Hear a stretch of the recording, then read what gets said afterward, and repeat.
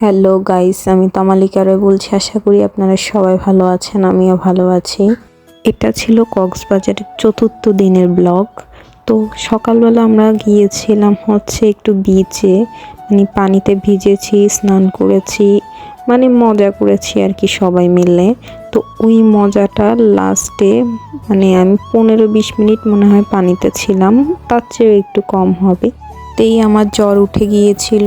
তো হোটেলে ফিরেছিলাম আর সাথে সাথেই জ্বরটা শুরু হয়ে গিয়েছিল। তো দুপুরবেলা খাবার খেয়ে আমি নাপা খেয়ে নিয়েছিলাম। একটু সুস্থ হওয়ার পর তো সন্ধ্যার দিকে চলে গিয়েছিলাম রেডিয়ান্ট ফিশ ওয়ার্ল্ডে, মানে কক্সবাজারে যেখানে বলা হয় মাছের রাজ্য। তো মাছের রাজ্যে সবাই যেহেতু যায়, আমরাও চলে আসলাম মাছের রাজ্যে। এখানে হলো টিকিট ফ্রি ছিল, মানে এন্ট্রি ফ্রি ছিল জনপ্রতি 300 টাকা করে, একজন 300 টাকা করে। আর আমরা যেহেতু 5 জন ছিলাম, 5 জনই কিন্তু আমরা গিয়েছিলাম মাছের রাজ্যে, গিয়েছিলাম মাছ দেখার জন্য। সেখানে শুধু মাছ আর মাছ ছিল। আমি শুরু থেকেই সব ভিডিও করে নিয়েছি, মানে প্রথম থেকে শেষ পর্যন্ত যতগুলা মাছের অ্যাকোরিয়াম ছিল সব মাছই কিন্তু আমি ভিডিওতে আছে, মানে ভিডিও করে নিয়েছিলাম। তো মাছের রাজ্যে গিয়েছি, ওইখানে ছিল জায়গাটা অনেক বেশি বড়, কিন্তু বাট মাছের রাজ্য বলতে সবাই বলে মাছের রাজ্য, কিন্তু মাছের রাজ্য তো আরও বড় হওয়ার কথা ছিল, সে অনুযায়ী ছোট।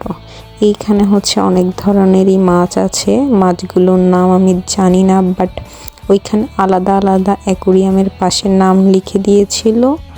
ওই নামগুলা এখন আর আমার মনে নাই, সেই জন্য নামগুলা আর আমি বলতেও পারবো না।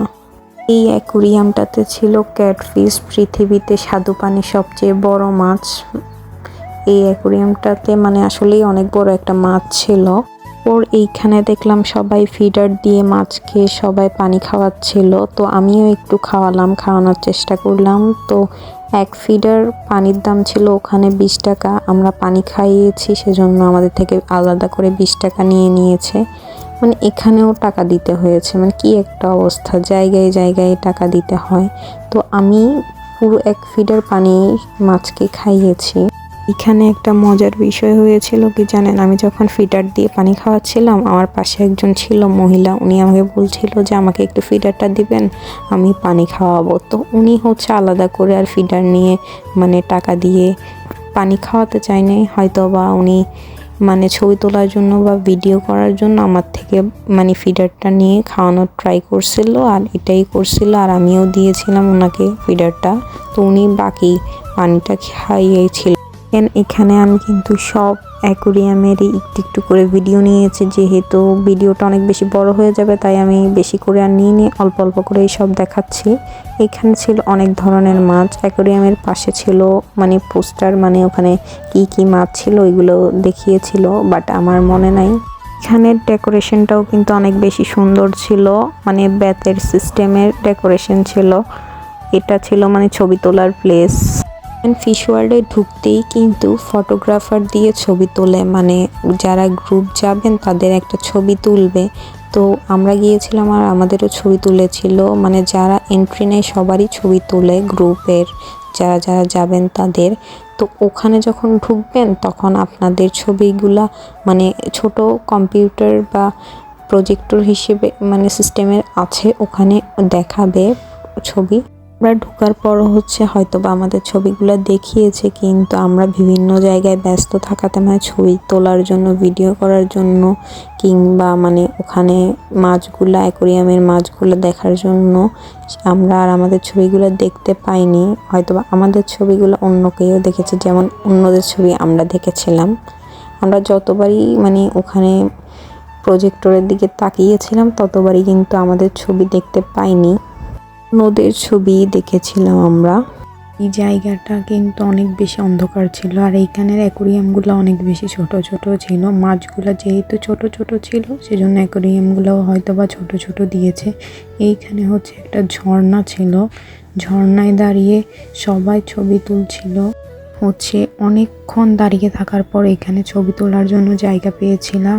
আর আমি হচ্ছে কেউ যখন ছবি তুলে তার মাঝখানে গিয়ে ছবি তোলা ওনারটাও নষ্ট করতে চাই না, ওনার তোলা শেষ হোক তারপর আমি ছবি তুলবো, এটা করি। কিন্তু আমি যখন ছবি তুলছিলাম একজন মহিলা হচ্ছে আমার মাঝখানে ঢুকে গিয়েছিল, মানে আমার এতটা মেজাজ খারাপ হয়েছিল।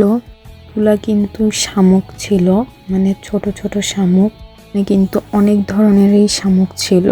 ওর হচ্ছে এখানে আমি ঝর্ণার সামনে দাঁড়িয়ে একটু ভিডিও করে নিয়েছিলাম, ছবি তো আর ওনার জন্য তুলতে পারলাম না, ভিডিও করে নিয়েছিলাম একটুখানি। পর ঝর্ণার ওখান থেকে উপরে উঠতে হয় সিঁড়ি দিয়ে, আমি হচ্ছে ভিডিও করে ঝর্ণার ওখান থেকে সিঁড়ি দিয়ে উপরে উঠছিলাম। ওর এখানে হচ্ছে অনেক ধরনের চিত্রাঙ্কন করা ছিল যেইগুলো ওরা সাজিয়ে রেখেছিল, তো ওইগুলো আমি ভিডিও করে নিয়েছিলাম। তারপর হচ্ছে আপনাদেরকে একটা জিনিস দেখাই, মানে এই ছেলেটা, এত ছোট ছেলের কেন এত কল আসে আমি বুঝলাম না। ও নাকি প্রেম করে না, ও সিঙ্গেল, তাহলে ওর এত কল কিভাবে আসে? তারপর হচ্ছে আমরা সব কিছু দেখা শেষ। এইখানে হচ্ছে যে বেরিয়ে যাওয়ার পথে মানে মার্কেট ছিল, অনেকগুলো দোকান, ওইগুলোও আমি ভিডিও করে নিয়েছি, কিন্তু এখানের থেকে কিনা যাবে না, এত বেশি দাম। অনেক ধরনেরই জিনিস ছিল, মেয়েদের বা ঘরের সাজানোর শোপিস বলতে পারেন, অনেক কিছুই ছিল। ওর হচ্ছে যে বাচ্চাদের কিছু রাইডসও ছিল ভিতরে, তারপর কয়েকটা খাবারেরও দোকান ছিল। আজকের ভিডিওটা এই পর্যন্ত। ভালো লাগলে ভিডিওটি লাইক, কমেন্ট, শেয়ার, সাবস্ক্রাইব করবেন। আমার একটা ইউটিউব চ্যানেলও আছে যার নাম হচ্ছে তমালিকা রয়। ইউটিউব থেকে দেখে থাকলে সাবস্ক্রাইব করবেন, ফেসবুক থেকে দেখে থাকলে ফলো দিবেন। Thanks for watching this video.